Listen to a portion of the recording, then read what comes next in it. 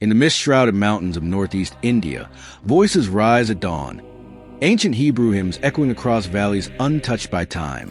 These are not missionary songs. They are the heartbeat of a people thought lost for 2,700 years. The tribe of Manasseh, scattered by empires, erased from history, was believed gone forever. But what if they weren't lost? What if God preserved them for this moment? Today, they are returning to Israel, to prophecy, to destiny. This is no legend.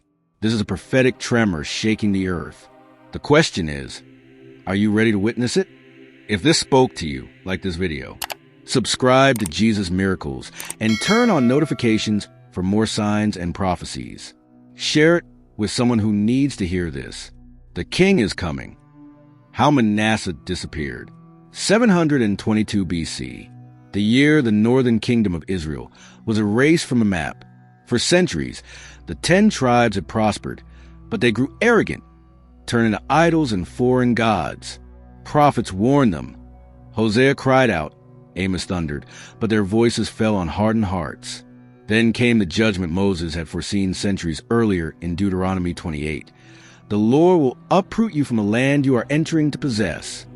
The Assyrians descended like a storm of iron and fire. Cities burned.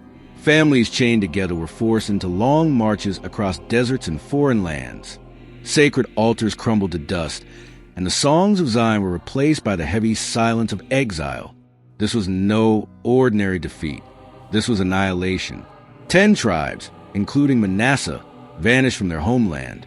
Historians wrote them off as lost forever, absorbed into the empires of men. But could a covenant people truly disappear? Isaiah 11 verse 12 speaks of a day when God will gather his scattered people from the 4 corners of the earth. Was this exile not just punishment but part of a grander design? Were these tribes sown like seeds among the nations, preserved for a prophetic harvest in the last days? Chains dragged across the deserts of Assyria, fires consuming altars, silence swallowing a people. For 2,700 years, the world believed they were gone, but prophecy never forgets, and God's promises never expire. Did Manasseh truly vanish, or were they hidden, kept alive in far-off lands, waiting for a moment when the world would need to see the faithfulness of God? The secret journey of Manasseh. When the Assyrians dragged Manasseh into exile, most assumed their story had ended. The world wrote their epitaph, lost to history, assimilated, forgotten. But prophecy whispers another narrative, a narrative of survival. Imagine it. Families torn from Samaria, clutching fragments of their sacred songs as they trudge through foreign lands. From Samaria, their trail wound eastward, through Persia's deserts, Tibet's frozen passes, Myanmar's jungles. Finally, they reached the misty hills of northeast India. Here, they became known as Bnei Manasseh, sons of Manasseh. But how did a tribe survive 2,700 years without scrolls or priests? Their answer lies in a legend passed down through generations, the Shinlung Cave.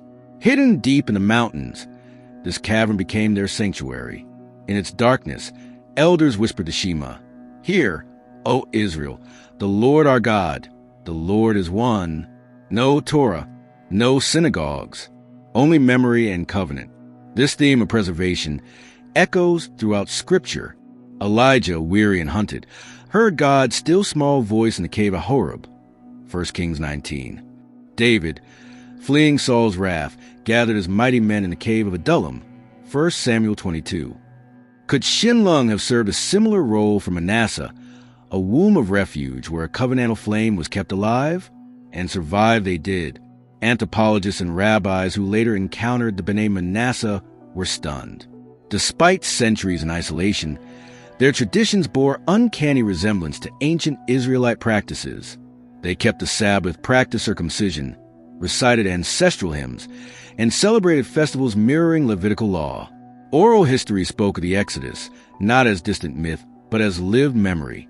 They didn't need scrolls. They carried the covenant in their blood. Then came a turning point. When Christian missionaries arrived in the region centuries later, they expected to teach a new faith. Instead, they found a people who recognized the Bible's stories as their own. One elder reportedly said, "We are not learning. we are remembering. For 2,700 years, the sons of Manasseh held on, not by accident, but perhaps by design. Could it be that God scattered them not to erase them, but to preserve them for a future prophetic hour? The world called them lost. But maybe they were hidden, like seeds beneath the soil, waiting for God's appointed season to bloom. B'nai Manasseh revealed. In the remote hills of northeast India, a people long hidden from history quietly tended the embers of an ancient covenant. Known locally as the B'nai Manasseh, sons of Manasseh, they live in the states of Manipur and Mizoram, near the borders of Myanmar and Bangladesh. For centuries, they have carried customs eerily familiar to Jewish tradition, lighting Sabbath candles in bamboo huts, reciting prayers in a language no one had formally taught them, circumcising their sons on the 8th day, and celebrating festivals that mirror the Hebrew calendar. Outsiders called it coincidence. Anthropologists called it cultural adaptation. But the B'nai Manasseh knew better. These weren't customs borrowed from missionaries or learned from dusty books. These were memories, passed down like sacred heirlooms through generations. As their oral histories tell it, they are descendants of the tribe of Manasseh, one of the 10 tribes exiled by Assyria in 722 BC. For 2,700 years, they wandered, first across Asia's vast empires, and finally settling in these mist-covered hills. Here they waited, preserving their identity against all odds. But in the late 20th century, the world began to notice. Rabbis, geneticists, and historians started asking questions. Could these isolated tribes really be remnants of ancient Israel? The evidence emerges. In the 1990s, Jewish scholars visited Manipur and Mizoram to study the B'nai Manasseh. What they found was startling. These people kept Levitical purity laws, slaughtered animals according to kosher principles, and recited portions of the Shema, though they had no access to Hebrew texts. Genetic testing offered intriguing support. Certain markers in their DNA matched those common among Middle Eastern populations. While not definitive proof, it reinforced the possibility of a shared ancestry. Then came a watershed moment. In 2005, Rabbi Shlomo Amar, then Sephardi chief rabbi of Israel, officially recognized the B'nai Manasseh as descendants of the lost tribe of Manasseh. This recognition opened the door for Aliyah, the Jewish rite of return. Suddenly, the dream of returning to the land of their ancestors was no longer a distant hope. It was reality. Flights began arriving in Tel Aviv carrying members of the B'nai Manasseh, clutching Torah scrolls, weeping as they kissed the soil of Israel. One woman, upon landing, was overheard whispering through tears, "We are home. After 2,700 years, we are home." A fragile flame under threat. But the story does not end with joyous homecoming. In 2023, violence erupted in Manipur. Ethnic tensions boiled over into riots and bloodshed. Villages burned. Synagogues reduced to ashes. Sacred Torah scrolls, painstakingly hand-copied by elders over decades, devoured by flames. Leaders of the B'nai Manasseh fled for their lives. Deaths were reported. In a chilling turn, centuries of faithfulness teetered on the brink of extinction. Not from assimilation this time, but annihilation. It was as if the darkness that once drove them from Samaria had found them again in India's hills. Elderly women lighting Sabbath candles in bamboo huts. Boys reciting Hebrew prayers they never read from a book. All of it now threatened by gunfire and smoke. Was this merely political unrest? Or was it a final test? An echo of the trials Israel faced throughout its long exile? The prophetic question. Ezekiel 36 verse 24 declares, "For I will take you from among the nations, gather you out of all countries, and bring you into your own land."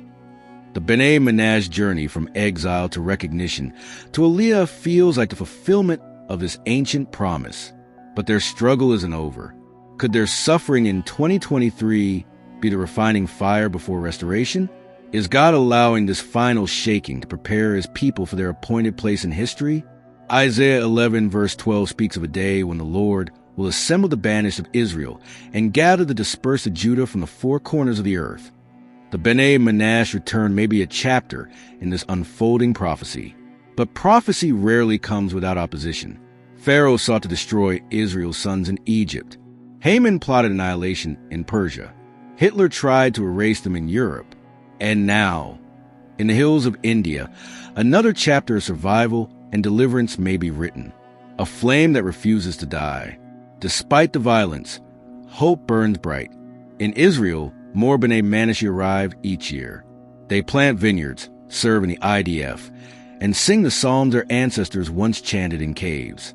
Back in India, survivors cling to their faith, their prayers rising like incense over smoldering ruins. For 2,700 years, they waited. Could it be that we are witnessing the final act of their return? And if so, what does it mean for the rest of the tribes still hidden in the nations? Perhaps this isn't just about Manasseh. Perhaps it's about the countdown to a greater gathering. The regathering of all Israel foretold in the prophets. The tribes are returning. The earth is trembling. The king is coming. Are you ready? Revelation 7 unfolds a breathtaking vision. John sees 144,000 servants of God, 12,000 sealed from each of Israel's tribes.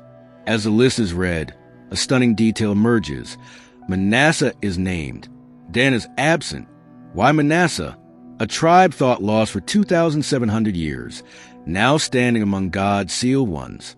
Could this be more than coincidence? Could it signify a faithfulness that endured exile, obscurity, and persecution? Picture it. On Mount Zion stand 144,000, their foreheads bearing the seal of God. Among them, Manasseh, once thought erased, now restored, a living testimony to God's covenantal promise.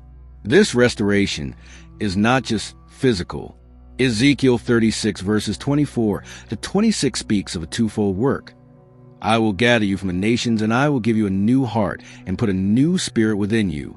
As B'nai Manasseh return to Israel, are we witnessing not only the regathering, but also the spiritual renewal foretold by the prophets?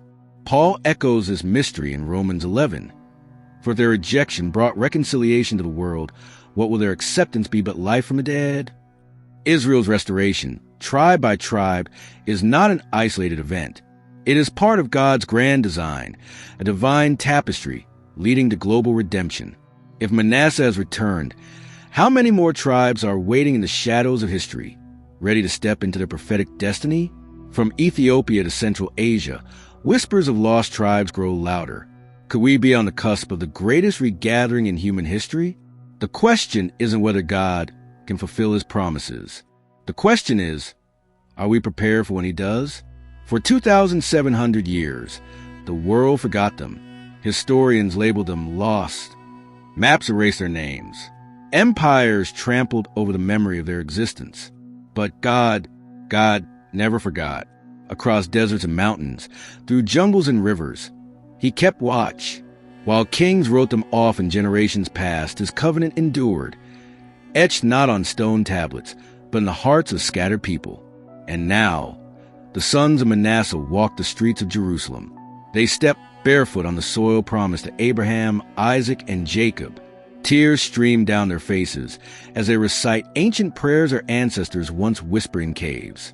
Shema Yisrael, Adonai Eloheinu, Adonai Echad. Hear, O Israel, the Lord is our God, the Lord is one. Thanks for watching. Don't miss what's coming next. Make sure you're here for the next video.